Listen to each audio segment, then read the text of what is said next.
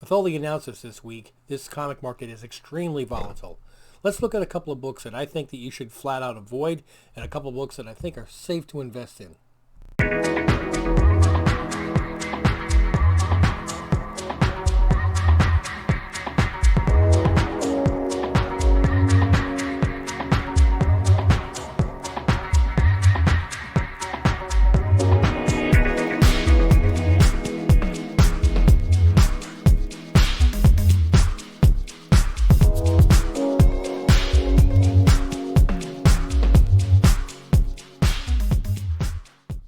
Welcome back, everybody. Thank you so much for joining me yet again here on Ohana Comics. I'm Rich. I'll be taking you through today's video. If you get a chance, please remember to like and subscribe. Could always use the help. Anyway, so we've had all the Disney announcements this week, the Star Wars name drops and first appearances and speculation that's going on. Even the announcement from DC. Yes, they're still a company. They're still around, believe it or not. So there's 7 books that I want to talk about that some I think you should just shy away from it like the plague, and other ones I think that this might be a good time to take a look at making the dive and getting the book. Okay, so we're going to take these all on one at a time. First on the list is Batman number 313. Okay, first appearance of Tim Fox. Not Lucas Fox, now Tim Fox. And thanks to the name drop, the announcement that came through the New York Times from DC, the new Batman in future state is going to be Tim Fox. Everybody thought it was going to be Lucas Fox. So now everybody's taking the books that they bought for 100, 2, 3, 4, 5, 600, and they're dumping them. And the books that have been available since 1979 for pennies are now shooting through the roof. So the previous high before this announcement for a 9.8 was $158. Since this information, this is going to be one of the craziest examples of FOMO that I've seen in a long time. We have 7.5s selling for $500. 9.0s selling for $740. Guys, seriously? Everybody needs to take a step back and relax and just take your wallet, put it in the safe, lock it, and forget the combination for 1 month or 2 months. This is never going to have a return on investment that you want for if you're spending $740 on a 9.0. Where do you think this book can possibly go from here? It doesn't have any specific first appearances other than that. It doesn't have a great iconic cover. One crazy thing it does have, believe it or not, is the first official date and kiss between Batman and Catwoman. So if you're really into that and you want to spend that kind of money on it, go right ahead. But really, I think you need to avoid this book. If you want to have it, wait a month or two, okay? It'll be right back down to where it was.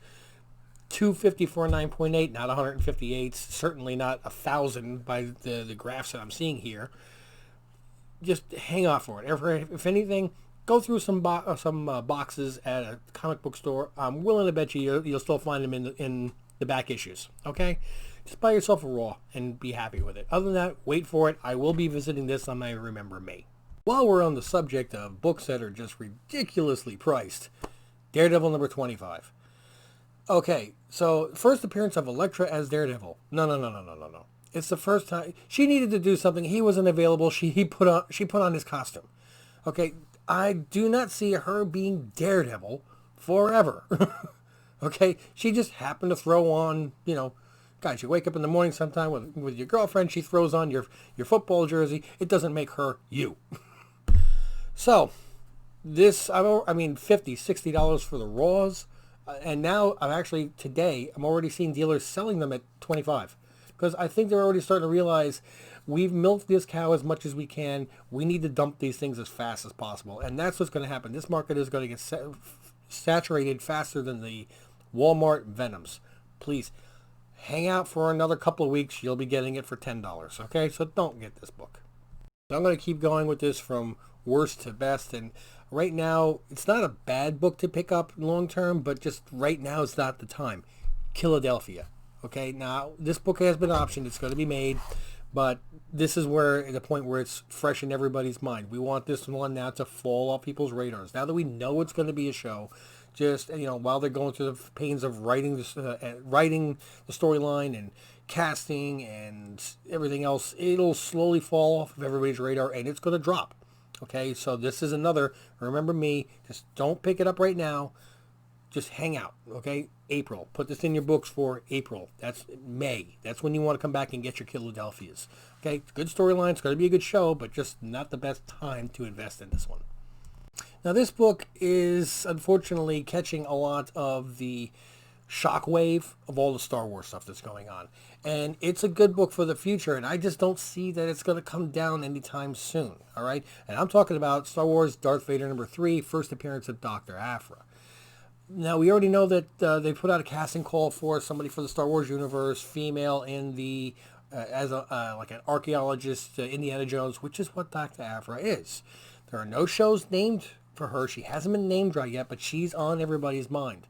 Now, this is usually where I would say, let's wait a couple months. But the only problem is, what we don't know when this is too big of a possible cash cow for Disney to just pass up completely. And I'm surprised, honestly, that it wasn't already in their announcement during their investor day. I think this, even though the prices are high on this might be a book we need to move on now. Okay, because how hot and volatile everything is in Star Wars, we are not going to see this book tremendously fall too much from where it already is. But once they make those kind of announcements, that's when everything's going to go up. Now, they have so many things slated on the Disney Plus for years through the Star Wars universe, and they haven't mentioned Dr. Aphra. They also really didn't talk too much about the next trilogy of Star Wars, the actual movies that'll be in the movie theaters, which is another great moneymaker for Disney. I got a feeling this is where Dr. Aphra is going to make her debut, because if they knew that Aphra was going to be in the Disney universe, in the Star Wars universe on Disney Plus within the next 3 years, they would have announced it on the 10th. So I'm thinking that people are going to start putting 2 and 2 together, knowing what's going on, and I think we need to move on this book right now. Right now, a high grade raw will run you about 90. It's a lot for a 9.8, but I think the best bet is to, it's a recent book. If you can get it from a reputable seller or actually in person, around the $90 mark for a high grade, then maybe press it and shoot for that 9.8. And if not, you get a 9.6, you still got a great book. Okay, anything over a 9 is going to move when this book has. Matter of fact, I think that's actually the grade that I have as a 9, because I didn't get it pressed beforehand. But anyway, this is one we need to look at now. Now, this one really has not been affected by the news, but it is on the trending list for some reason.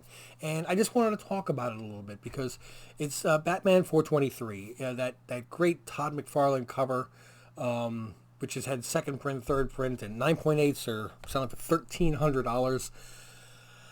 Again, it's not a first appearance, but it's one of those books that becomes an iconic cover, like Hulk 340. It doesn't really have any specific, it's a second fight between two characters. Big whoop. Wolverine #8 with Mr. Fix-It and Wolverine just standing there side by side. There's that Batman, was it 880, where the Joker's face is morphing into bats. There's certain covers, especially when the Batman runs.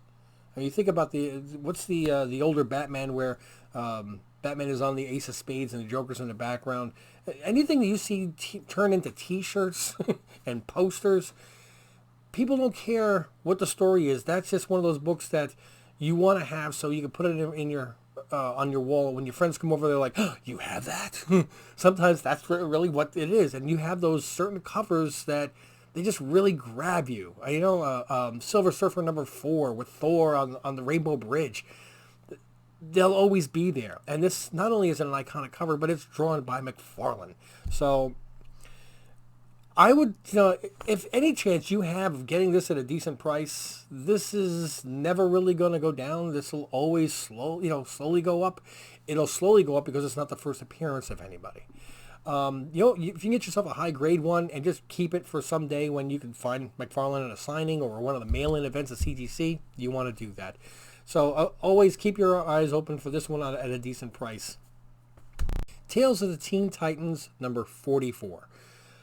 Again, this is another one that has appeared on the Key Collector trending list. It's the first appearance of Nightwing. It's well, it's when Dick Grayson becomes Nightwing. It's the first appearance of Jericho.